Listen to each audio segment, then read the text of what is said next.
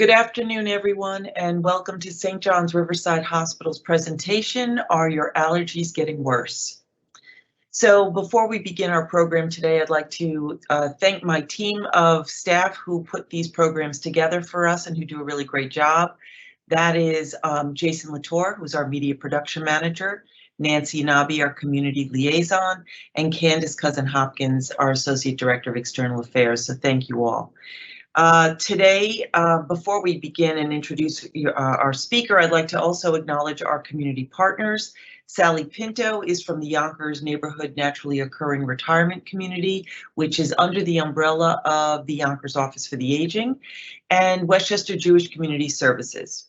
Z. Baird is from the Yonkers Public Library, which, if you don't know and you're not from Yonkers, has 3 locations, the Riverfront, Will, and Crestwood Libraries. And so we thank them for helping us get the word out about these programs. So today we're talking about allergies, and our speaker is one of our doctors at St. John's, Dr. Klaudia Nowakiwskyj, and I just want to tell you a little bit about her. She graduated from medical school in Budapest, Hungary in 2000 and completed her residency training at South Shore Medical Center in New Rochelle. Since 2004, Dr. Nowakiwskyj has been an internal medicine doctor in the Yonkers community and at St. John's Riverside Hospital. In 2018, she also began working very closely with our residency program, and she can be seen by our community in our Boyce Thompson Pavilion, which is on North Broadway and Executive Boulevard. So, Dr. Nowakiwskyj, welcome, and thank you for spending some of your very valuable time with us today. I'd like to just jump right in. Sure. Hi. How are you? Good, good. Thanks for being with us. So, first question, and I know this is something that is happening to me, but are patients complaining to you of worsening allergies this year? And if they are, as they are with me, what do you think is causing this increase in symptoms? Well, it is definitely allergy season already. It started at the end of April, May. We're leaving the tree season and going into grass season sometime soon in the summertime. It has definitely gotten worse over the last couple of years gradually, overall for everybody.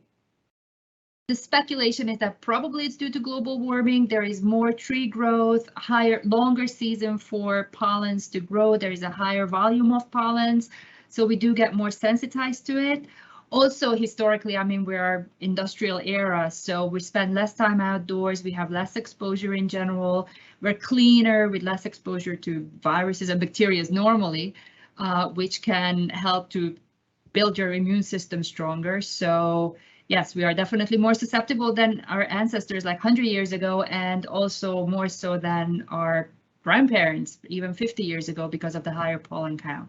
Yeah, that's very interesting because I still maintain I don't have allergies, but I actually now have allergies. And this year, getting in the car and the eyes are running and then sneezing and I'm like, yeah, I don't know what's happening. But the next issue then is having all of these symptoms all the time. Is it possible that these then lead you into other respiratory issues? Can they actually make you sick because your body's reacting to the environment the way it is? So just because it's an inflammatory response, you know, you're more congested, your sinuses are more blocked, you're going to be more prone to getting bacterial sinusitis if you have seasonal allergies. You do not get asthma from allergies, but it's also on the same spectrum of disease. So people with asthma tend to have more allergy symptoms and vice versa. It can also lead to middle ear infections because of the swollen tubes and swollen mucous membranes. And some people develop sleeping problems, snoring and difficulty sleeping because of their allergy symptoms. Right. Okay, that's very interesting. Before we continue, I wanted to just say that if there's anyone in our audience who would like to ask a question, you can type that into our Q&A on the screen, and we'll be happy to ask that question when we're done with our conversation.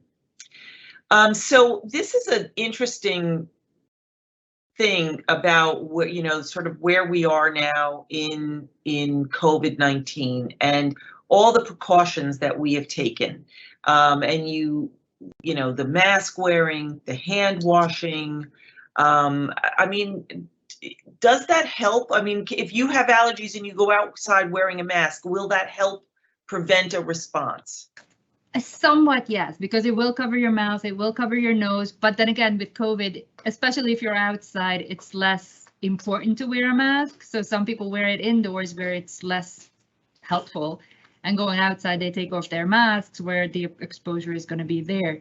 But definitely wearing a mask will help. Your eyes will still get exposed, but every little bit counts. Washing your hands, keeping your environment generally cleaner will help reduce allergy symptoms. And just, fun fact, as a side, my son has allergies. He just blew up this week. Eyes are running, eyes are congested, bloodshot, nose is running, he's coughing and sneezing. Could it be COVID? It could be COVID. So I just had him tested 2 days ago just to make sure that that's not what it is, even though I knew it was allergy season, but wanted to make sure that that's what it is and not something else. So that's very interesting to me because, everybody reacts now. As soon as you have a sniffle, everyone thinks, oh my God, I have COVID. Not happy days, no. But, there's some stress that's inherent in that scenario, right? Everybody's reactive because everyone's so concerned. You hear a sneeze and look around. Where is it coming from? Yeah. Well, so can stress actually make your allergies worse? It's not going to make you... No, not the symptoms, but the way you experience your symptoms will make it worse. Okay, so what do you mean if you're stressed that you're going to feel more miserable because of your allergy symptoms, you're going to feel like you're sicker than a non-stressed out person. So if you're well balanced and you have low stress level in life, you will be able to cope with your allergy symptoms better. Okay, so than when you're stressed out, but it will not make the congestion worse. It's not going to make you sneeze more often or sleep worse. Gotcha. So, all right. So what I find that happened this year is that my symptoms, I'm going to speak from personal experience, but my symptoms are much more than they've ever been. And I have historically always taken like a Claritin or a generic form of Claritin just so that I can manage those kinds of symptoms. But I feel like it really doesn't work anymore. So, I mean, is that a bad thing to do, is just take an allergy pill every day? Because does it stop being effective? Do you need to change the pills that you're taking? Do you not take them? I mean, I think everyone stands in the supermarket or in the drugstore and go, oh my God, well, what am I doing? So for milder allergy symptoms, the pill is okay, and it works well. You can take it regularly if you know that your allergy season is coming up, and that will help your symptoms. But if your nasal congestion or your season gets worse, nasal steroids are a better choice. You have Flonase, you have Rhinocort, you have Nasonex over the counter available. You can do it just once a day, 2 puffs most of the time with dosing. It works better than the pills. Okay. Some people do not like it. It's not as comfortable as just taking a pill in the morning, but they do work better. They are stronger. You also have to know how to use them, so you have to tilt your head forward a little bit and spray towards the outside, not towards the septum or the inner side of your nose, but outside. It gets like better absorption. And don't put your head back, because then everything is just going to flow down into your throat. So there's a lot of people who say use saline spray. Saline spray you would have to use it more often. It's a mechanical cleansing, so it can help get rid of the pollens that you inhale. It can also help getting rid of the crust or the secretions. So nasal spray is okay, but usually it's better if you use a nasal spray and a nasal saline flush, and then you can use a nasal spray. It will have a better bioavailability, better absorption. Okay, so then using the nasal spray, though, you can't use it for a long period of time. You should only use it during the season. The steroids, it's okay to use it for a prolonged time. Usually you use the maximum dose, and then once your symptoms are controlled, you can cut it down to maybe 1 spray a day. Some people do it every other day. And if the allergy season is over, if you feel better, you can gradually decrease it. There's really no harm in using it for long times. Some people develop nasal bleeding with it. Oh. If that's the case, with the nasal steroids, if that's the case, you can stop the medication for a couple of days and you can restart it. Again, you know, using it properly, not aiming it towards the inner side of their nose, but the outside helps to avoid that. And if there's significant bleeding, then you would have to see an ear, nose, and throat doctor and go from there. Okay. You said something interesting in there about sort of decreasing the dose. So is that something both from the nasal spray usage as well as the allergy pill usage that you would slowly kind of wean off of them and not just stop? You don't have to wean off if you're feeling, I mean, if allergy season is over, whatever, the white oak has bloomed and you're fine and you're not allergic during the summertime, you can just stop it. It can also be effective as needed. So like, let's say you go to we go to my mother-in-law with 2 cats and a dog, and my son is allergic to them. He can start taking his nasal spray, even the steroids, a couple of hours before you go there, take a Claritin before you go there, and just use it as needed. Okay. You know, but if it is allergy season, I usually recommend people to take it for like the month or 2 while the season lasts. Okay. Or if it's throughout the summer, that's fine. Take throughout the summer and then stop. So if you have seasonal allergies, but you also have dust and you also have those kinds, I mean, can you take these pills every day forever? Yeah, yeah. But, you know, you can. There's no long-term harm, but mechanical protections are a good first choice. So if it's dust mite, if it's a pet in the house that you don't want to get rid of because you love that, you know, that little guy, it's keep your house clean.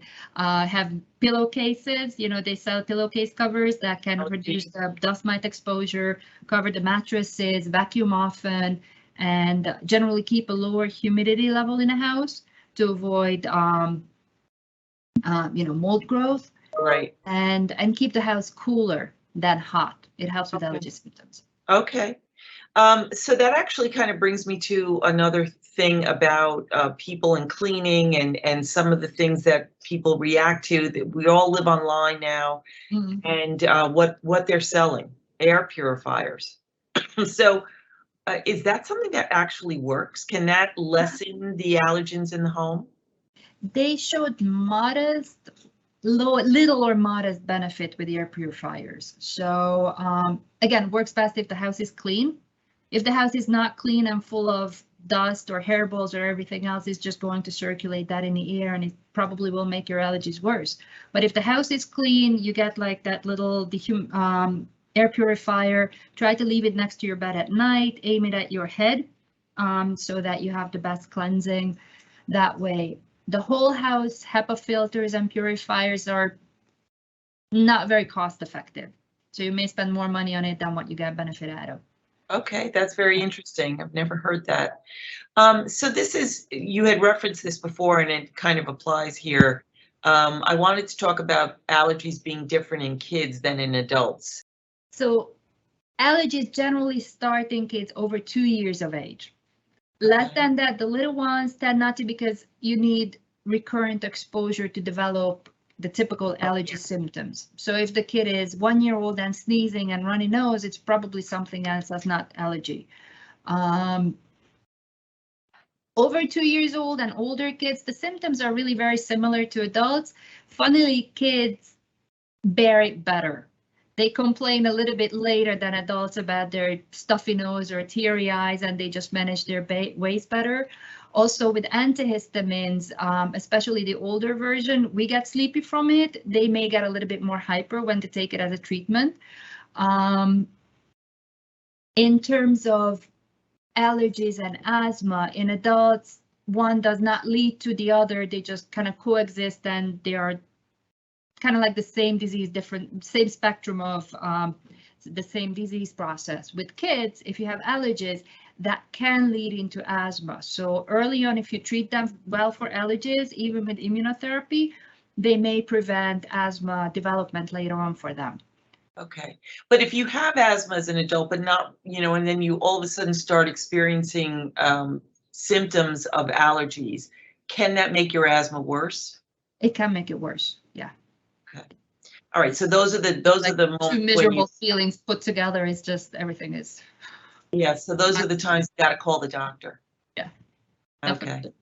And I think I already know, I'm sort of at my last question here, but do allergies, I think I know the answer. I think I said that.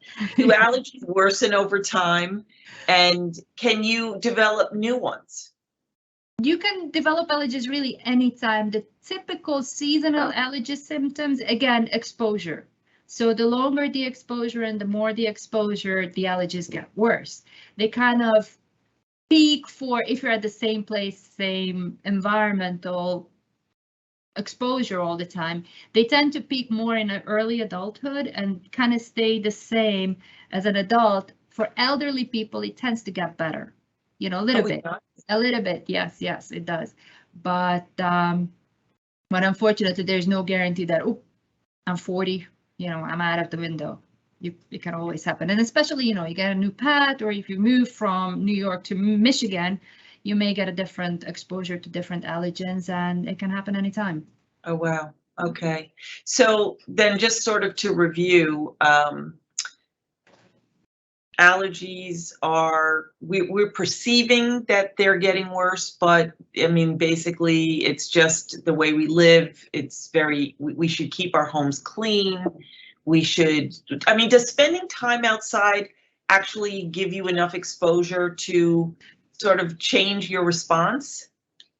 No, not for us, not anymore. Oh, I'm glad. I really don't want to go outside. It would have been nice if we were farmers like 200 years ago, and you know, born and raised in the park, but you know, not at this point. It will not get you desensitized. Okay. First time. Yeah. So there's really no way to desensitize yourself. You just, it is what it is. There are medications, there are injections, there are tablets that can desensitize you, but the instructions and the medical follow-up has to be very rigorous. So that is a big commitment on your side. You have to be properly tested. You have to have specific allergy profiles to see which particular, if you're allergic to 100 different things, it's not going to be very helpful. But if you're allergic to a couple of specific plants or animals, there are treatments that can desensitize you, but it's a long-term commitment for several years of treatment.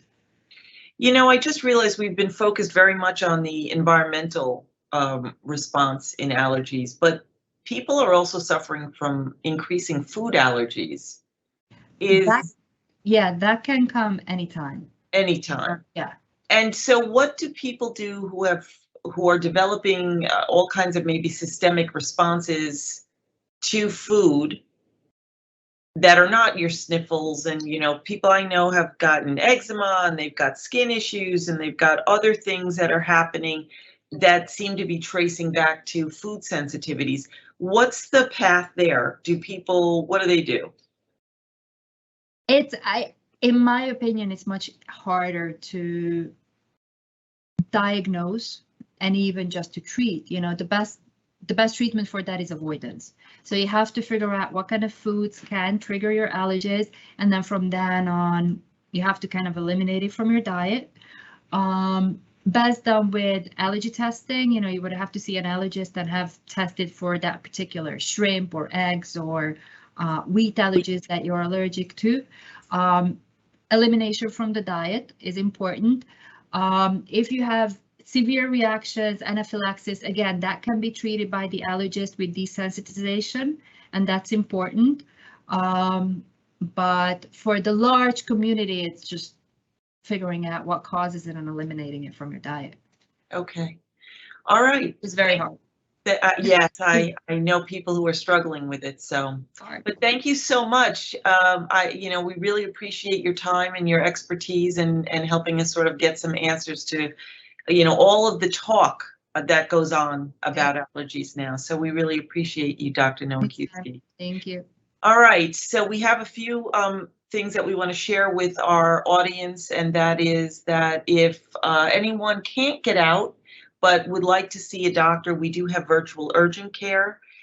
Please call our number at 914-964-4429. So if you have general questions about the hospital, please feel free to either call us at the main number, which is 914-964-4444, or feel free to email, and it actually comes to me, info@riversidehealth.org, and if you have a question and I can redirect you to the right place, we'll get you a good answer.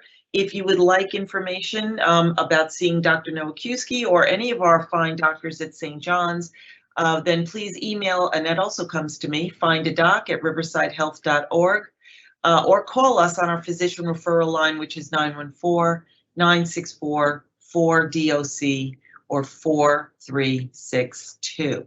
So we thank you all of our attendees for joining us today. And if you want to see this or share this program, it will be on our social media at some point in the either today or tomorrow. And join us next we're having another webinar, so watch your emails for that information. So thanks for joining us.